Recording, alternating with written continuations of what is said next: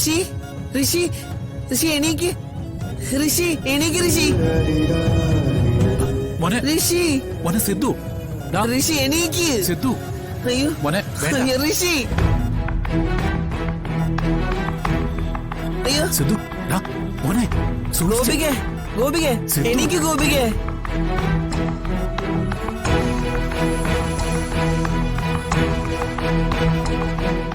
എന്തെണീക്കാത്ത അയ്യോ അച്ഛ സിദ്ധു വേണ്ട മോനെ. ഇവരെന്താ ഞാൻ വിളിച്ചിട്ട് വിളി കേൾക്കാത്ത ഇവർക്കെന്താ പറ്റിയേ ഇവരെന്താ കണ്ണു ഓർക്കാത്ത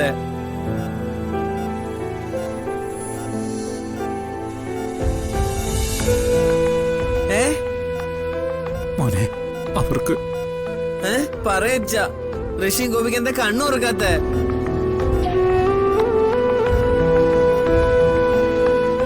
ഇവരെന്താ വിളിച്ചിട്ട് വിളി കേൾക്കാത്ത അവർക്ക് വിളിയാക്കാൻ പറ്റില്ല മോനെ. എന്താ പറ്റാത്ത ആക്സിഡന്റ് പറ്റിയിട്ട് ബോധമില്ലാതെ കിടക്കുക രണ്ടുപേരും. അതുകൊണ്ടാ മോൻ വിളിച്ചിട്ട് കേൾക്കാത്തതും കണ്ണു തുറക്കാത്തതും. അച്ഛാ എവിടെ വെച്ച് ആക്സിഡന്റ് ഉണ്ടായേ എങ്ങനെയാ ആക്സിഡന്റ് ഉണ്ടായേ അതൊക്കെ പിന്നീട് മോൻ അച്ഛൻ പറഞ്ഞുതരാം. ഇപ്പൊ ഋഷിയെ കാണണോന്ന് പറഞ്ഞിട്ട് കണ്ടില്ലേ? വാ നമുക്ക് പോവാം. അപ്പോ ഇനി ഇവരുടെ ബോധം എപ്പോഴാ വരിക കുറച്ച് സമയം കഴിയും. ഇവർക്ക് ബോധം തെളിയാനുള്ള ചികിത്സ നടന്നുകൊണ്ടിരിക്കുന്നത്. അത് കഴിയുമ്പോ നമുക്ക് വീണ്ടും വന്ന് ഋഷിയെ കാണാം. ഇപ്പൊ മോൻ വാ. ഇല്ല അച്ഛാ ഞാൻ വരില്ല. ഇവർക്ക് ബോധം വരാതെ ഞാൻ വരില്ല. മോനെ നമുക്കാർക്കും ഇവിടെ ഇരിക്കാൻ പറ്റില്ല. അതിനുള്ള അനുവാദമില്ല.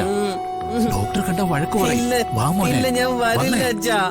എന്താ മോനെ ഇത്? ഋഷിയും ഗോപിയും കണ്ണു ഓർക്കട്ടെ. അതുവരെ എനിക്ക് ഇവിടെ ഇരിക്കണം. എനിക്ക് ഇവിടെ ഇരിക്കണം.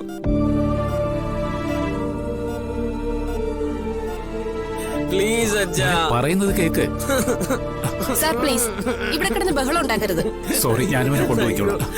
ഇല്ല എനിക്ക് ഇവരുടെ കൂടെ നിൽക്കണം അച്ഛാ. മോനെ